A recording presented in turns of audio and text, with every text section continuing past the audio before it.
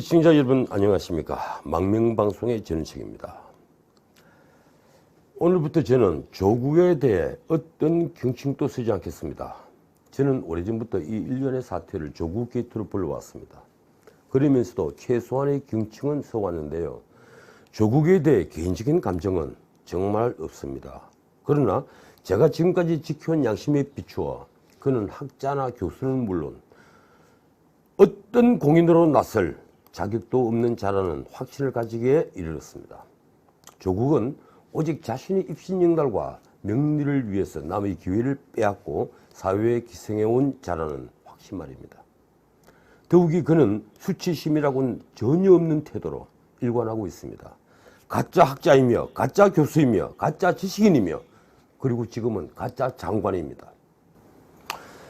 오늘 개천절 광화문에는 놀라운 시위가 벌어졌습니다. 이 조선일보 인터넷판은 탄핵 촛불 재연이라는 말로, 이 간단한 말로 이 거대한 인파를 설명했습니다. 문재인 탄핵도 첫 발을 내딛었다는 함의가 숨어있는 제목으로 저에겐 보였습니다. 솔직히 오늘 인파는 탄핵 시위 때보다도 많았습니다. 탄핵 때는 대화문 앞은 탄핵에 반대하는 시민들이 모였었죠. 오늘 집회는 광화문에서 시청 앞 대화문을 거쳐 남대문 너머까지 인파로 들어찼습니다. 그러니 탄핵 당시 촛불 시위 때보다 많았다고 분명히 말씀드릴 수 있습니다. 언론은 친절하게 며칠 전에 서초동 조국 수호 집회와 비교를 하더군요. 서초동엔 1.2km 왕복 8차선, 이번에는 1.8km 12차선 도로라고 표현했습니다. 두 도로를 가득 채웠다는 얘기인데 비교를 하면 한 2배 반 정도 될 겁니다. 시위에 나온 시민들은 이 조국 사태와 구속은 물론 문재인 정부의 좌파 정책과 안보 무능을 성토하며 문재인 하야까지 외쳤습니다. 조선일보는 다시 묻고 있습니다. 우파 촛불 집회 부메랑을 맞은 문재인의 선택은?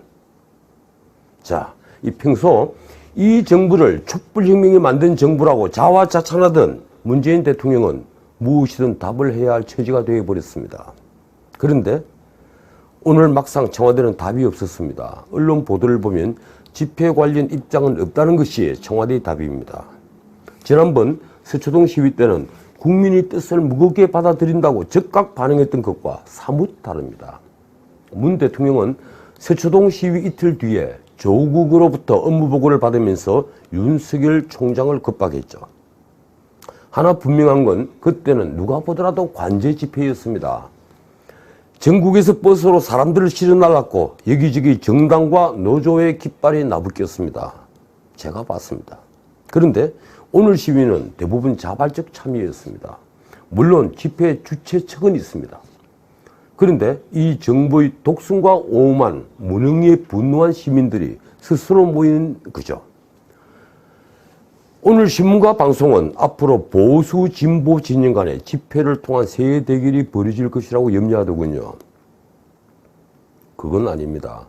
조국을 둘러싸고 지난 2달 동안 벌어진 일련의 사태는 좌우 혹은 진보 보수의 문제가 아니었습니다.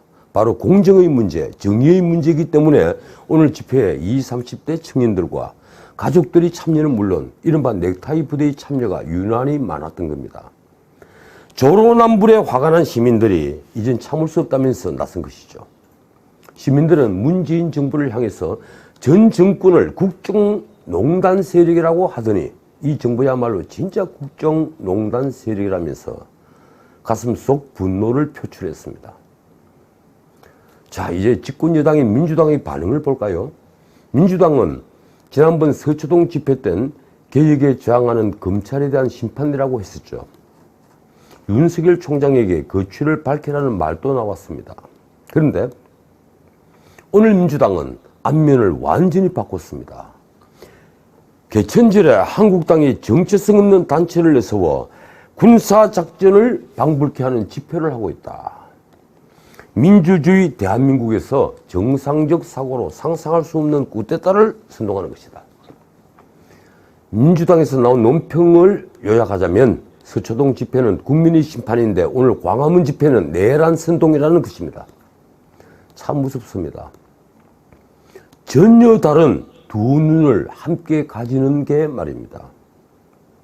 사실 청와대든 민주당이든 속이 타들어갈 겁니다. 지금쯤요. 조국을 지금 물러나게 하고 구속시키면 어떻게 될까요? 문 대통령은 레임덕으로 인해 곧장 나락으로 떨어져 버릴 겁니다. 북한 비핵화는 이제 실현 불가능한 꿈이 되어버렸고 경제는 엉망진창이 되어 수렁에서 헤어나기 어려우니까요. 그렇다고 체면을 구기더라도 정책 대전환을 할 용기도 없습니다. 오히려 그동안 신우인 노릇하던 우군이었던 노조와 친북 단체들만 문 대통령에게 등을 돌리게 되겠죠. 자, 오늘 개천절 아침 신문을 보겠습니다. 먼저 조선일보. 정경심이 동생과 함께 압수수색 전으로 수차례 증거인멸 회의를 했다는 것이 헤드라인입니다. 그 옆에 문 정부가 김정은만 쳐다본 20개월 동안 김정은은 SLBM도 완성했다는 뉴스가 있습니다.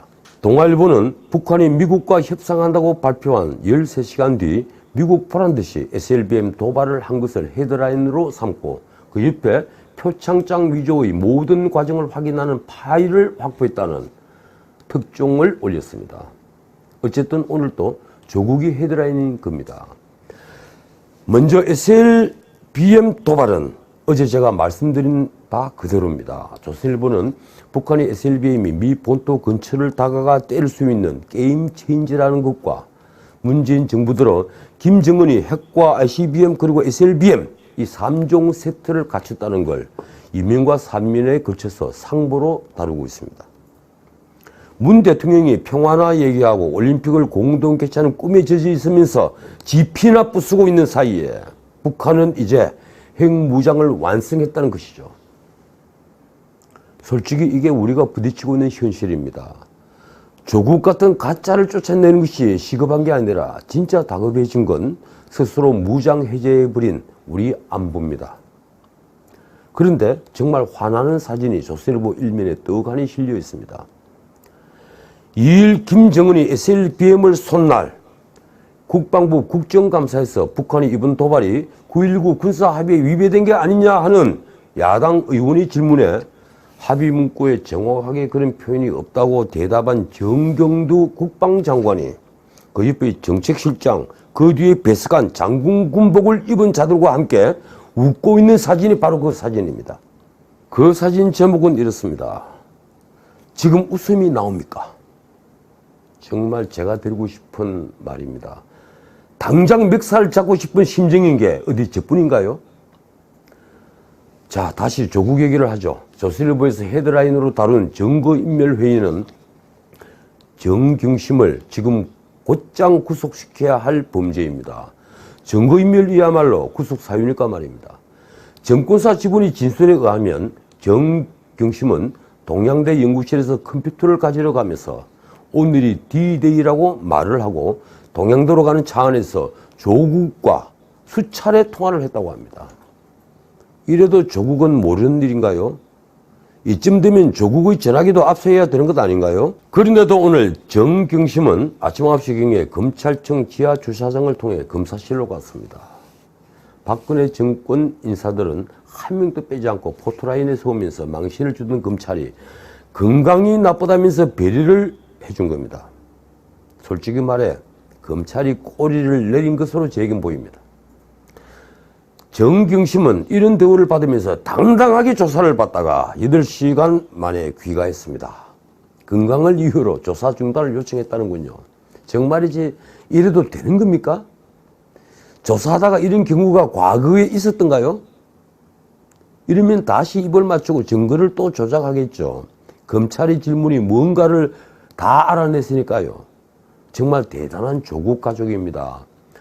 하긴 이미 불구속 기소로 끝낸다는 뉴스가 나왔을 때 알아보긴 했습니다. 정경심이 받고 있는 혐의는 대부분 조국도 함께 받아야 할 혐의입니다. 표창장 위조와 인턴 정명서 위조를 남편인 조국은 전혀 몰랐다는 건 정말이지 지나가는 소가 없을 일입니다.